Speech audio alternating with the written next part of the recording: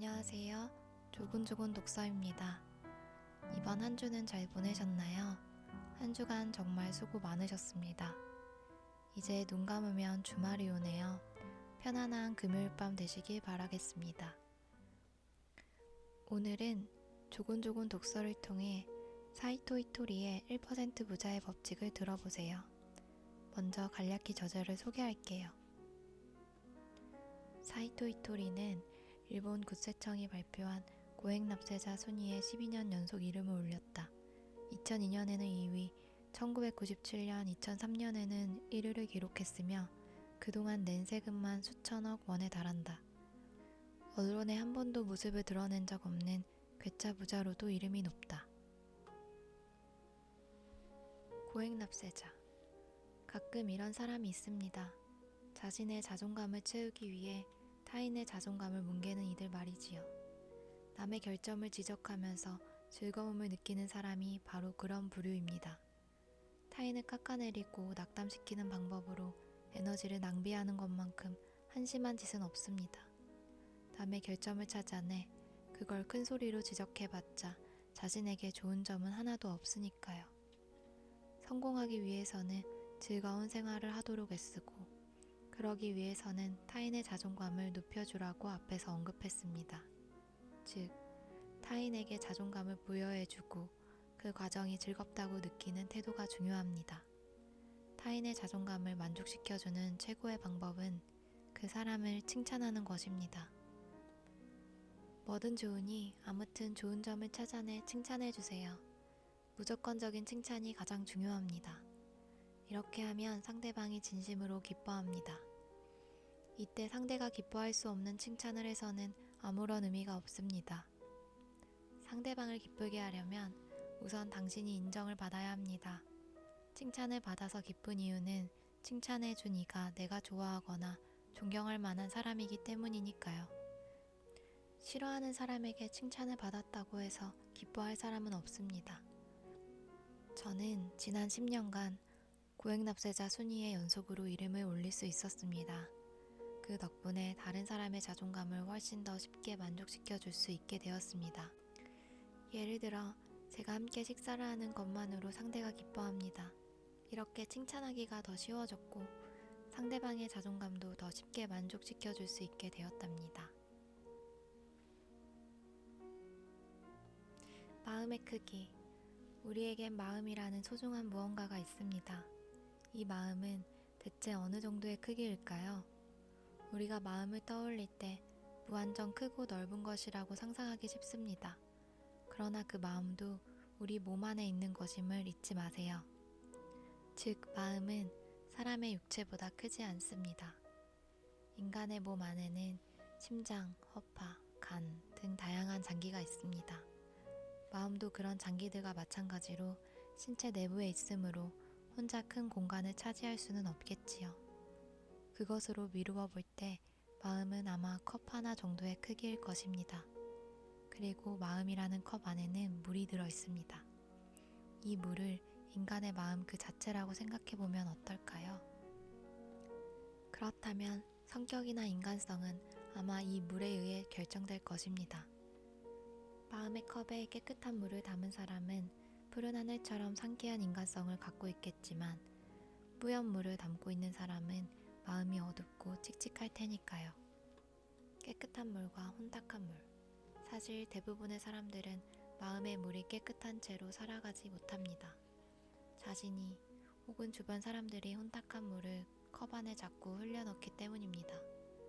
혼탁한 물의 대표적인 예는 스스로를 탓하는 말입니다. 나는 정말 한심해. 뭘 해도 제대로 되는 게 없어. 휴, 나 왜 이렇게 돈이 없을까? 다른 사람에게 듣는 말도 마찬가지입니다. 넌 왜 그렇게 공부를 못하니? 또 중간에 포기하는구나. 넌 정말 한심해. 선생님이나 부모님이 내뱉는 이런 질책도 마음의 물을 점점 흐리게 만듭니다.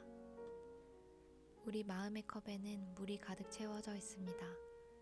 스스로를 향해 말하거나 주변 사람들의 말을 귀에 담을 때 물방울이 하나씩 이 컵에 뚝뚝 떨어집니다. 그러다가 어느새 흘러넘치게 되지요. 이렇게 넘친 물은 표정, 태도, 말, 행동이 되어 그 사람의 성품으로 드러나게 됩니다. 컵의 물이 더럽다면 넘치는 물도 당연히 더러울 수밖에 없습니다. 이런 컵을 지녔다는 건 세상을 삐뚤게 바라보고 언제나 불평을 한다는 뜻이지요. 그러면 사업에 성공하거나 행복한 인생을 보낼 수가 없습니다. 깨끗한 물을 붓고 싶다면, 마음에 깨끗한 물을 붓고 싶다면 말의 힘을 믿어야 합니다. 아름다운 말을 하면 그 말이 깨끗한 물방울로 바뀌어 마음의 컵에 담기게 됩니다. 좋은 말을 계속하면 깨끗한 물을 계속 컵에 담을 수 있지요. 우리는 말의 힘을 관가한 채 살아가곤 합니다. 하지만 우리가 내뱉는 말 속에는 어마어마한 힘이 들어있습니다. 평소에 별 생각 없이 입에 올리는 말이 한 사람의 인생을 결정지을 정도로요. 따라서 컵의 물을 맑게 하기 위해서는 자주 쓰는 말을 신중하게 골라야 합니다. 쥐꼬리만한 월급으로 대체 어떻게 살란 말이야? 돈이 없으니 갈 데도 없어. 앞으로 어떻게 될지 너무 걱정이야.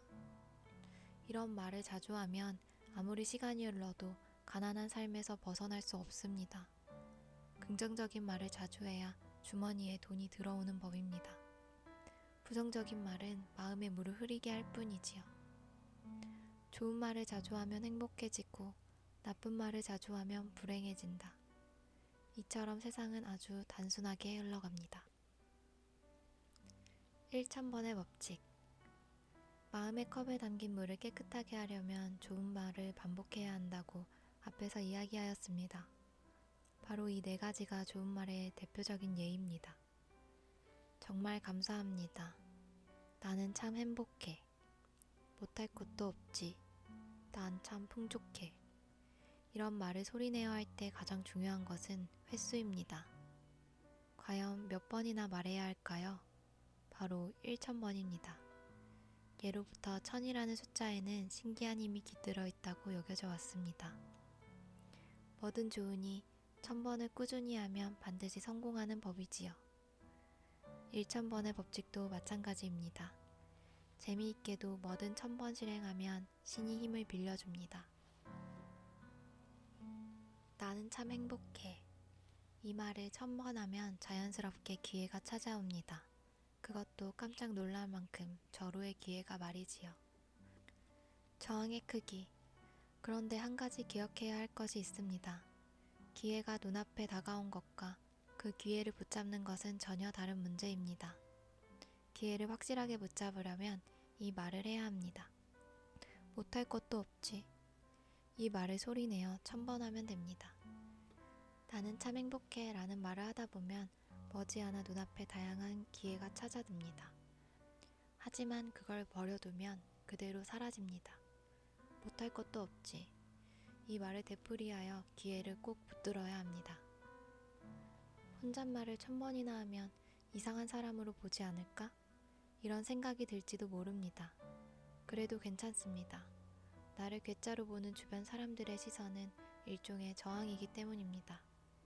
비행기를 상상해보세요. 그렇게 크고 무거운 물체가 어떻게 하늘을 날 수 있을까요? 그건 바로 저항 때문입니다. 공기 저항이 날개에 작용하면서 거대한 비행기를 공중으로 밀어 올리는 것이지요. 저항이 강할수록 비행기는 더 높이 올라갑니다. 사람도 마찬가지입니다. 저항을 견디며 한 걸음 더 내디디면 놀라울 정도로 높이 떠오릅니다. 하지만 뒤로 물러서면 결국 추락하고 맙니다. 저 사람 이상해. 좋은 말을 소리내어 하는 당신에게 누군가 이런 말을 할지도 모릅니다. 하지만 쑥스러워하지 마세요. 당신을 향한 말들이 저항이 되어 높이 날아오를 수 있게 도와줄 테니까요. 여기까지 조곤조곤 성장하는 책 읽어주는 여자 조곤조곤 독서였습니다. 나의 성장을 위해 책 영상을 들으신 여러분들을 진심으로 존경합니다. 그럼 편안한 밤 되세요. 안녕.